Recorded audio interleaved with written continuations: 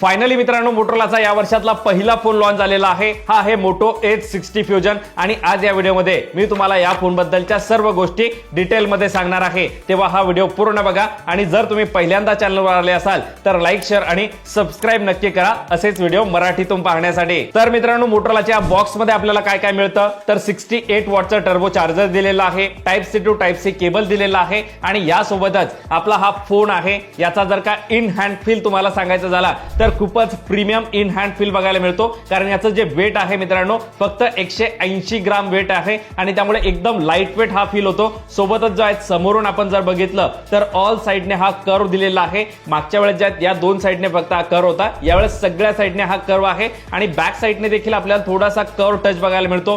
त्यामुळे याचा जो फील आहे इन हँड फील एकदम स्लिम हा फोन आहे आणि सोबतच हातात जो आहे अगदी प्रीमियम देखील फील होतो. या फोनची मेन हायलाइट म्हणजे याचा डिस्प्ले आहे. 6.78 इंचचा 1.5K POLED super HD 120 hertz refresh rate असलेला डिस्प्ले मिळतो आणि खरोखर याचा जो डिस्प्ले आहे ऑल कर्व दिलेला आहे आणि त्यामुळे खूपच एकदम प्रीमियम फील बघायला मिळतो. आणि हा जो डिस्प्ले आहे पॅन्टोन व्हॅलिडेटेड आहे, त्यामुळे कलर वगैरे जे आहे ते देखील अगदी पंची आपल्याला बघायला मिळतात. आणि हो, या सेगमेंट मधला जो आहे हा हायएस्ट ब्राईटनेस सोबत येणारा डिस्प्ले आहे. 4500 निट पीक ब्राईटनेस सोबत हा येतो आणि आउटडोर असेल किंवा इनडोर असेल याचा जो ब्राईटनेस आहे तुम्ही बघू शकता अगदी जबरदस्त आहे. यासोबतच मित्रांनो 10 बिट असेल किंवा HDR10+ चा सपोर्ट असेल हे देखील याच्यामध्ये आपल्याला बघायला मिळतो. आणि यासोबतच ड्युअल स्टेरिओ स्पीकर जे आहे ते देखील याच्यामध्ये दिलेले आहे. डॉल्बी ॲटमॉसचा सपोर्ट मिळतो. त्यामुळे जर का एंटरटेनमेंटच्या याच्यामुळे जर का बघितलं आपण याच्याकडे तर अगदी जबरदस्त आहे. डिस्प्ले चांगला आहे आणि सोबतच ऑडिओ क्वालिटी जी आहे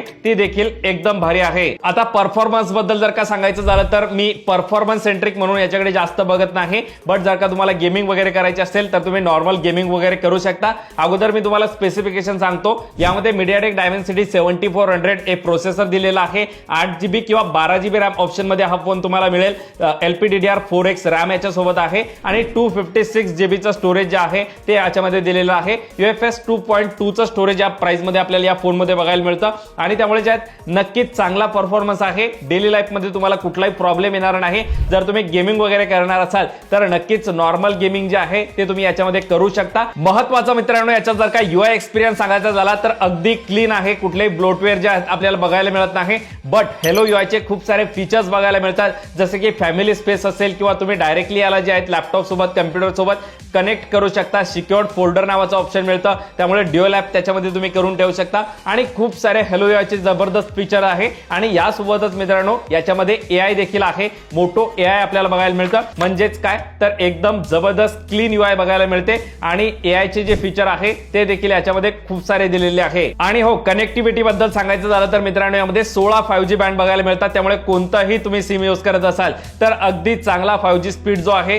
तो तुम्हाला मिळेल आणि Wi-Fi 6 चा सपोर्ट मिळतो. त्यामुळे येथे देखील अगदी चांगले स्पेसिफिकेशन आहे. सोबतच AMOLED डिस्प्ले असल्यामुळे मित्रांनो याचं जे इन डिस्प्ले फिंगरप्रिंट आहे ते देखील अगदी चांगल्या ठिकाणी प्लेस आहे आणि चांगल्या पद्धतीने काम करता. यासोबतच मित्रांनो याच्यामध्ये फेस अनलॉक जो आहे तो देखील दिलेला आहे. आणि महत्त्वाची गोष्ट म्हणजे हा फोन IP68+69 रेटिंग सोबत येतो. त्यामुळे तुम्ही याला पाण्यात देखील बिंदास्त यूज करू शकता आणि स्मार्ट वॉटर टच फीचर देखील मिळतं. त्यामुळे जर का थोडेफार ओले वगैरे असतील बरसातीमध्ये तुमचे हात तरी देखील हा फोन जो आहे तो चालून जाईल, कुठलाही प्रॉब्लेम येणार नाही. आणि हा मिलिटरी ग्रेड सर्टिफिकेशन सोबत येतो. बट मला वाटतं की हे स्पेसिफिकेशन जे आहे ते तुम्हाला फक्त तुमचा फोन प्रोटेक्ट करण्यासाठी असतात. याचा अर्थ असा नाही की तुम्ही फोनला पाण्यात टाकून द्या किंवा डायरेक्टली वरतून आदळा वगैरे असं करू नका.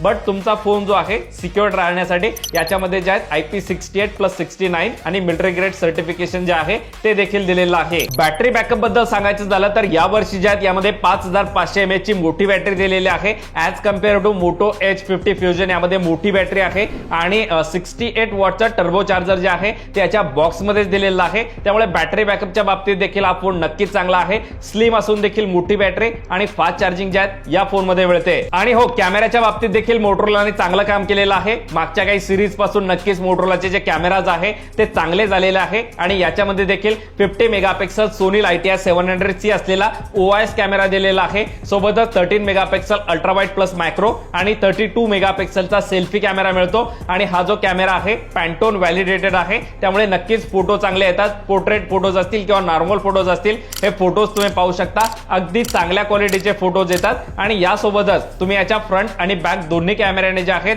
4K मध्ये व्हिडिओ देखील रेकॉर्ड करू शकता. सो ओव्हरऑल जर का या फोन बद्दल सांगायचं झालं मित्रांनो तर याचा इन हँड फील जो आहे अगदी प्रीमियम आहे. डिस्प्ले देखील अगदी प्रीमियम आहे आणि यासोबतच मोठी बॅटरी दिलेली आहे. परफॉर्मन्स देखील या फोनचा जो या प्राइस सेगमेंट मध्ये चांगला आहे आणि स्पेशली याचा कॅमेरा जो आहे तो अगदी जबरदस्त आहे. फोटोज खूप भारी येतात. त्यामुळे या प्राइस सेगमेंट मध्ये हा 25,000 रुपयाच्या आतमध्ये येणारा फोन आहे मित्रांनो. विथ ऑफर याचा 8GB वाला जो व्हेरियंट आहे तो 20,999 रुपयाला तुम्हाला मिळेल. त्यामुळे या प्राइस सेगमेंट मध्ये हा फोन तुम्ही नक्की घेऊ शकता. पण या व्यतिरिक्त देखील तुमचे काही प्रश्न असतील तर ते कमेंट मध्ये नक्की विचारा. मी त्याचा नक्की रिप्लाय देईल आणि असेच व्हिडिओ मराठीतून पाहण्यासाठी आपल्या चॅनलला लाईक, शेअर आणि सबस्क्राईब नक्की करा. पुन्हा भेटूया एका नवीन व्हिडिओमध्ये. तोपर्यंत जय हिंद, जय महाराष्ट्र, धन्यवाद.